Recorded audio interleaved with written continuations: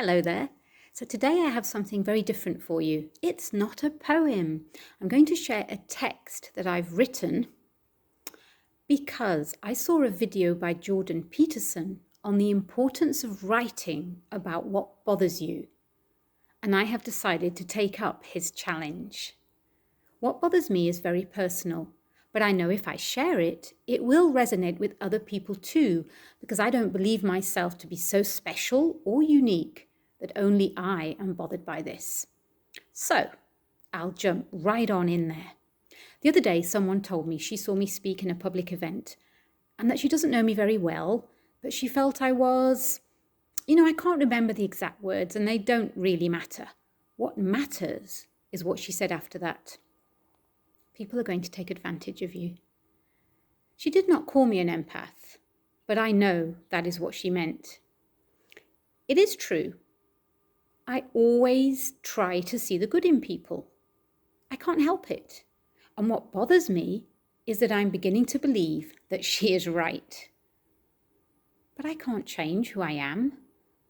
I can't suddenly decide not to see the good in everybody because that would be going against my nature.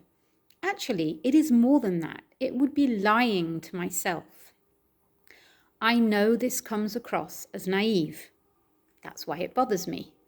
I have a friend who, before speaking badly about somebody, asks me not to think badly of her with what she is about to say. I find it funny, as if I were some kind of saint. I am no saint.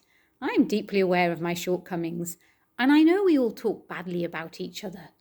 We talk badly about the people we truly love. Perhaps it is a sign that we care.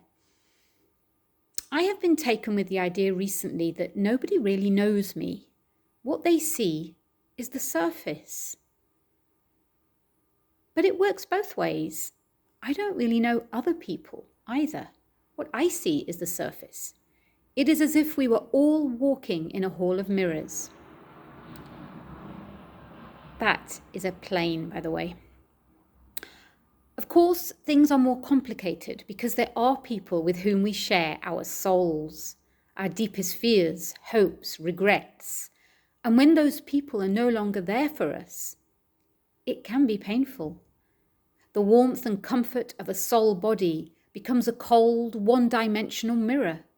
Suddenly, you see yourself cruelly reflected and begin to wonder who you are because what you shared, your gold, feels like it has been turned into tinsel, taken down off a tree after Christmas.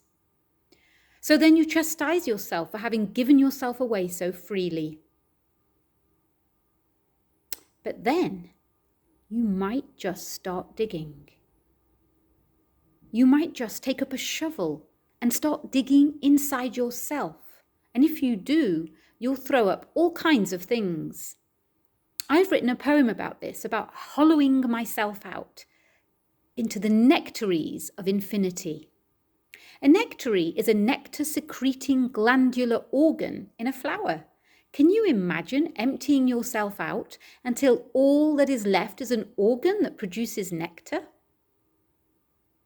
I know you know what nectar is, but let's remember, it's a sugary fluid secreted within flowers to encourage pollination by insects and other animals, collected by bees to make honey. I guess I believe all of us carry nectar inside ourselves, but we don't easily see it because we need to hollow ourselves out first.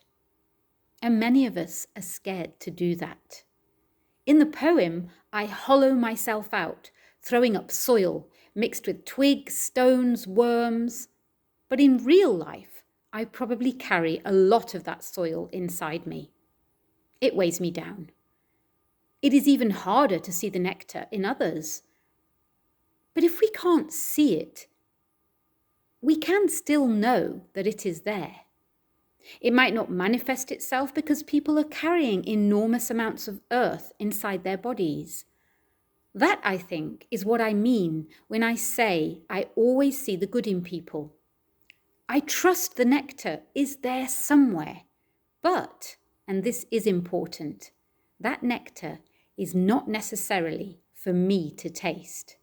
And my nectar can't be for everybody either. Thanks for listening, and thanks to Jordan Peterson for this challenge.